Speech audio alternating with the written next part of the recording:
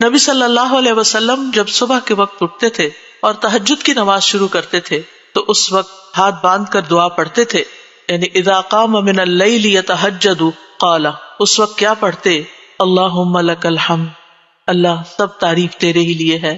انت قیم السماوات والارض ومن فیہن ولک الحمد لک ملک السماوات والارض ومن فیہن ولک الحمد انت نور السماوات والارض ولک الحمد انت الحق ووعدک الحق ولقاؤک حق وقولک حق والجنۃ حق والنار حق والنبیون حق ومحمد صلی اللہ علیہ وسلم حق والساعۃ حق. اس کے بعد دعا کرتے اللہم لک اسلمت وبک آمنت وعلیک توکلت والیک انبت والیک خاصمت والیک حاکمت فاغفر لی ما قدمت وما اخرت وما اسررت وما اعلنت انت المقدم وانت المؤخر لا الہ الا انت.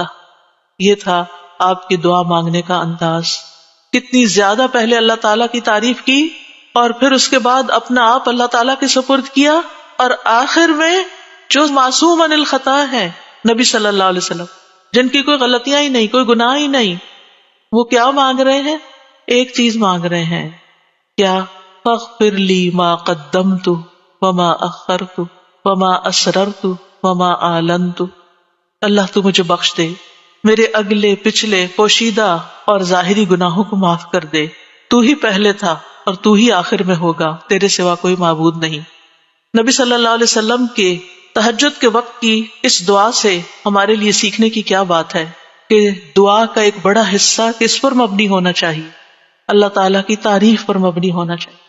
لیکن ہم نے کبھی یہ دعا کا سلیقہ سیکھا ہی نہیں، اللہ تعالیٰ کی یہ تعریف کبھی اس طرح کی ہی نہیں. ہمیں صرف اپنا آپ ہی یاد رہتا ہے، صرف اپنے مسائل یاد رہتے، صرف اپنی پریشانیوں کا ذکر رہتا ہے. اللہ تعالیٰ کی حمد و ثنا ہم بھولے رہتے ہیں. اور پھر یہ کہ اللہ سبحانہ و تعالیٰ کی حمد و ثنا کا حق ادا نہیں ہو سکتا جتنی بھی ہم کریں. اس لیے جو اللہ کے پیارے بندے ہوتے ہیں وہ اللہ تعالیٰ کی حمد و ثنا میں زیادہ وقت لگاتے ہیں. تو آج سے جو سیکھنے کی بات ہے، جو ٹیک ہوم میسج ہے، وہ یہ کہ ہم اگر چاہتے ہیں کہ اللہ تعالیٰ ہماری مشکلات آسان کریں، ہمیں بخش دے دنیا میں بھی اور آخرت میں بھی، تو پھر اللہ کی تعریف، اللہ کی توحید بیان کریں، اللہ تعالیٰ کی حمد بیان کریں، اللہ تعالیٰ کی تکبیر بیان کریں، اللہ تعالیٰ کی تسبیح بیان کریں. اور پھر ہم دیکھتے ہیں کہ قیامت کے دن اللہ تعالیٰ نبی صلی اللہ علیہ وسلم کو سفارش کرنے سے پہلے اپنی حمد سکھائیں گے. یعنی ایک تو دنیا کے دعائیں ہیں نا جو دنیا میں ہم مانگتے ہیں، اور آخرت میں اس بات کی دعا کہ اللہ تعالیٰ آپ حساب کتاب قائم کر دیں، یہ بھی ایک دعا ہوگی نا. یہ سفارش ایک دعا ہے، لیکن اس سفارش سے پہلے کیا ہوگا؟ یعنی قیامت کے دن جب لوگ پریشان ہوں گے، انبیاء کے پاس جائیں گے تو انبیاء ان کو آگے بھیجتے جائیں گے حتیٰ کہ لوگ محمد صلی اللہ علیہ وسلم کے پاس آئیں گے.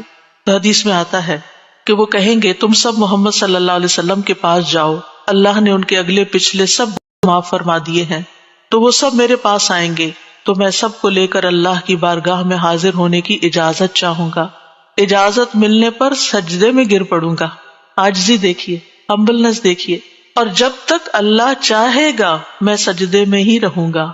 یعنی جتنا اللہ پسند کرے گا اتنی دیر میں جھکا ہی رہوں گا. ہمارے سجدے کیسے ہوتے؟ ٹھونگے مار رہے ہو اوپر نیچے، بس تھوڑی سی ایکسرسائز. حکم ہوگا اے محمد اپنا سر سجدے سے اٹھاؤ، مانگو دیے جاؤ گے، کہو سنا جائے گا، اور سفارش کرو تمہاری سفارش قبول کی جائے گی. میں اپنا سر اٹھاؤں گا اور اللہ کی وہ حمد کروں گا جو مجھے اس کی طرف سے سکھائی جائے گی. یعنی اس دن سکھائی جائے گی اور وہ حمد وہیں ملے گی اور ان الفاظ سے حمد کریں گے. یعنی وہ حمد آج ہمیں نہیں پتا، آپ کو بھی نہیں پتا، اس وقت آپ کو سکھائی جائے. یعنی وہ ایسی حمد ہوگی جو اس سے پہلے کبھی نہیں ہوگی. اور پھر اللہ تعالیٰ کی